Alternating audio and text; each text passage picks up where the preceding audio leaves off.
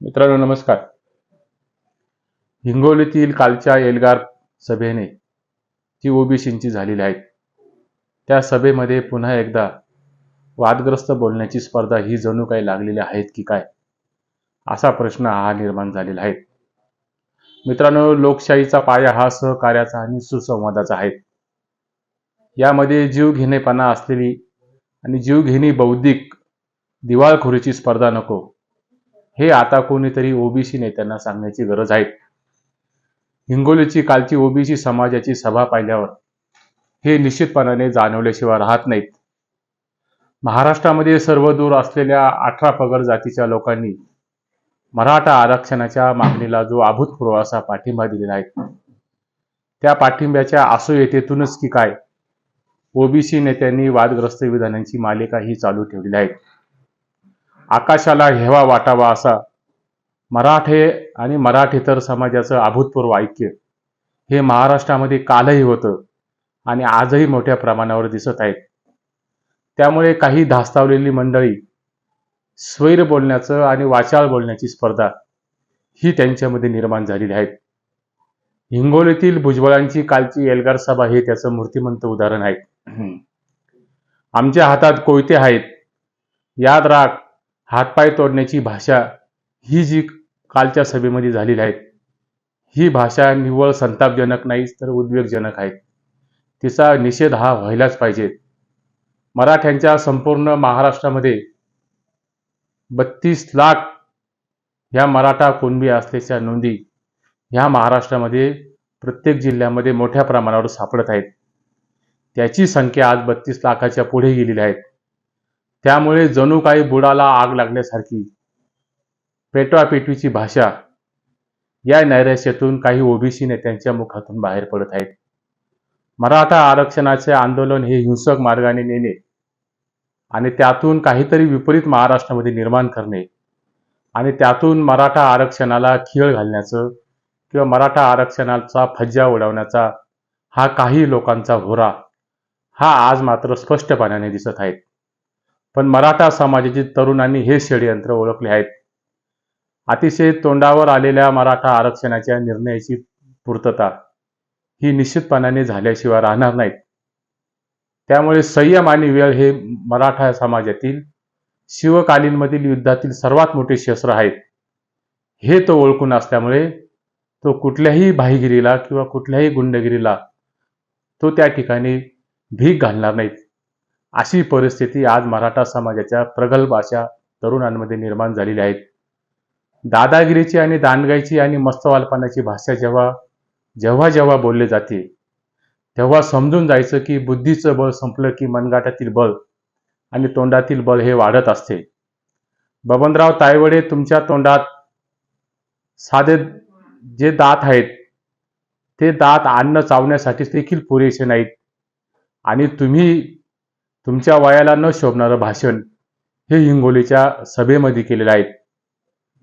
जरांगे पाटलांची हातपाय तोडण्याची भाषा ही तुमच्या वयाला आणि तुमच्या असलेल्या व्यक्तिमत्वाला ही अजिबात शोभत नाही. आरक्षण घेऊन मराठा समाज हा गेल्या 70 वर्षापासून आरक्षणापासून वंचित आहे. ओबीसी समाज हा गेल्या 70 वर्षापासून आरक्षणाचा फायदा घेत आहेत.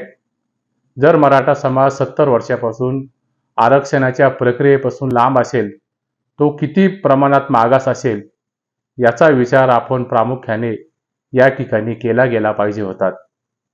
त्यामध्ये बांठे आयोगाने जे सर्वेक्षण महाराष्ट्रामध्ये केलेले आहेत ओबीसी समाजाचं, त्या सर्वेक्षणाअंती 36% ही महाराष्ट्रातील ओबीसीची संख्या ही बांठे आयोगाने ही न्यायालयामध्ये सादर केलेली आहेत आणि सरकार पक्षाकडेही सादर केलेली आहेत. ही सर्व वस्तुस्थिती असताना केवळ लोकांमध्ये संभ्रम निर्माण करणे, डिस्प्यूट निर्माण करणे हे मात्र तायवडेंसारख्या ज्येष्ठ आणि वयाने मोठ्या असलेल्या माणसाला हे निश्चितपणाने शोभत नाहीत. यावर काहीतरी खोटं बोलायचं आणि रेटून बोलायचं ही भूमिका ही ओबीसी नेत्यांनी हिंगोलीच्या सभेमध्ये घेतलेली आहे आणि विनाकारण विध्वंसकारी भाषा वापरून त्यातून महाराष्ट्राचं सामाजिक प्रदूषण करण्याची नीती आणि अवनीती ही जी स्वीकारलेली आहेत, त्या स्वीकारलेल्या नीतीचा कुठलाही संबंधच माणूस त्याचं समर्थन करणार नाहीत, किंबहुना त्याचं उदात्तीकरण हे करणार नाहीत. मुळात तायवाडींनी जे विधान केलेलं आहे ते विधान करणं आणि जरांगे पाटलांचे हातपाय तोडण्याची भाषा करणं म्हणजे गल्लीमधील एका भटक्या असलेल्या कुत्र्याने वाघाची शिकार करण्यासारखं आहे किंवा वाघाला आव्हान देण्यासारखं आहे. हे मात्र या ठिकाणी लक्षात घेतलं पाहिजे. वास्तविक वाढत्या वयानुसार माणसाच्या मनामध्ये प्रगल्भता येते.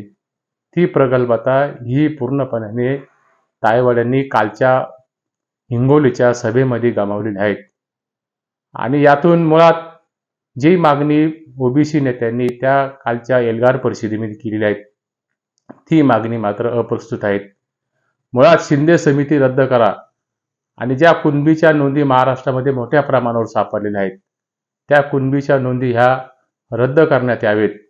या ज्या मागण्या भुजबळांनी आणि ओबीसी नेत्यांनी केलेल्या आहेत त्या मुळात मराठा समाजाबद्दल असलेल्या द्वेषजनक भावनेतून केलेल्या आहेत.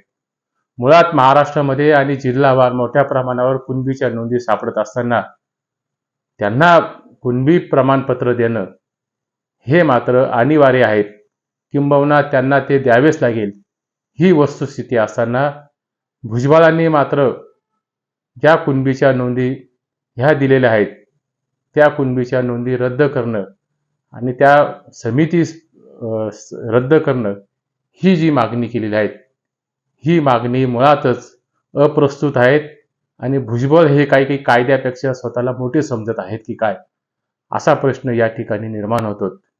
मुळात मराठा समाजाची जी मागणी आहे ती मागणी ही शासनाकडे आहे आणि शासनाकडे मागणी करत असताना ती मागणी ही संविधानिक पद्धतीने मराठा समाजाची मागणी आहे. मुळात नागपूरमधील रेशीम बागेच्या असलेल्या जो अंतस्थ सर्वे आहेत तो अंतस्थ सर्वे हे भुजबळांच्या बाबत हे निश्चितपणाने त्यांच्या प्रती त्यांनी निर्माण केलेल्या वादंग आणि त्यांनी केलेल्या वक्तव्यामुळे हे लोणं जे आहेत भुजबळांचं लोणं हे रेशीम बागेला आता मात्र नकोसं झालेलं आहे.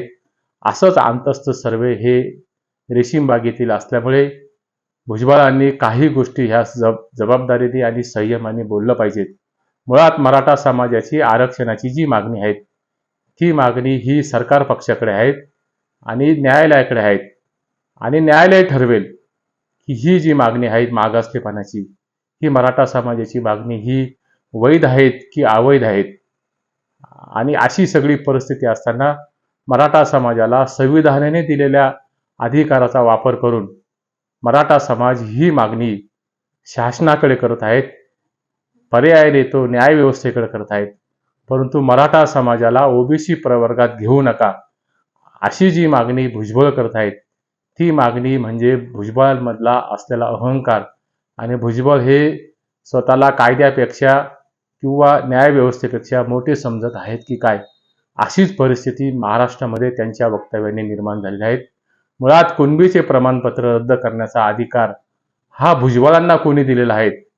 तुम्ही संविधानिक पदावर काम करत असताना एका समाजाची बाजू घेण्याचा अधिकार हा तुम्हाला अजिबात नाहीत आणि संविधानिक पदावर घटनात्मक पदावर तुम्ही गेल्या 35 वर्षापासून ही जबाबदारी सांभाळत असताना घटनेचा स्मरून जी शपथ घेतलेली आहेत की कुठल्याही जातीबद्दल कुठल्याही धर्माबद्दल मी ममत्व किंवा आकस ठेवणार नाहीत ही जी शपथ घेतलेली आहे ही शपथची आठवण करून देण्याची जबाबदारी कोणीतरी त्यांच्या पक्षातील ज्येष्ठांनी ही भुजबळांना करून द्यायला पाहिजेत. मुळात ही मागणी राज्य सरकारकडे असताना मराठा समाजाची ही उपमुख्यमंत्र्याकडे मागणी आहे.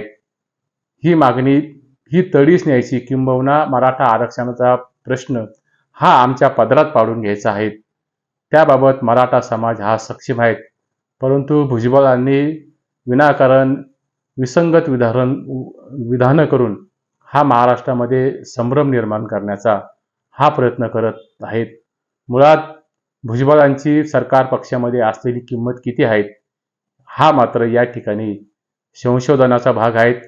किंबहुना उद्याच्या विधानसभेच्या निवडणुकीच्या ओबीसीच्या मतांवर डोळा ठेवून कदाचित भुजबळांना गोंजारण्याचं काम हे राज्य सरकार या ठिकाणी करत आहेत.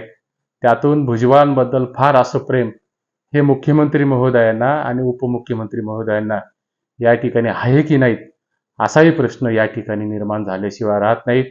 आणि आपल्या वादग्रस्त विधानाने आणि चिथावणीखोर वक्तव्याने भुजबळ हे ओबीसी नेत्यांचं समर्थन करत असेल तर भुजबळांनी एक गोष्ट मात्र निश्चितपणाने लक्षात घेतली पाहिजे की तुम्ही जरांगे पाटलांची हातपाय तोडण्याची जी भाषा करत आहात, किंबहुना याद राख बघून घेऊ अशी चिथावणीखोर भाषणं, किंबहुना कोयते आमच्या हातात आहेत अशी विध्वंसकारी भाषणं करणे हे मुळात महाराष्ट्राच्या संस्कृतीला शोभनीय नाहीत.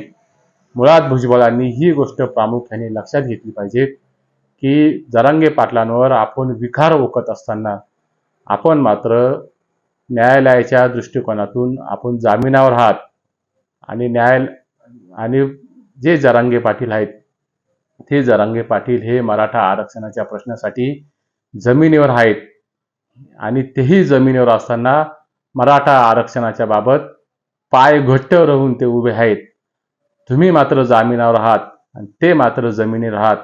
हा दोघांमधला फरक हा भुजबळांसारख्या ज्येष्ठ नेत्यांनी या ठिकाणी स्वीकारला पाहिजेत किंवा त्याचा अंतर्मुखपणाने विचार केला पाहिजेत.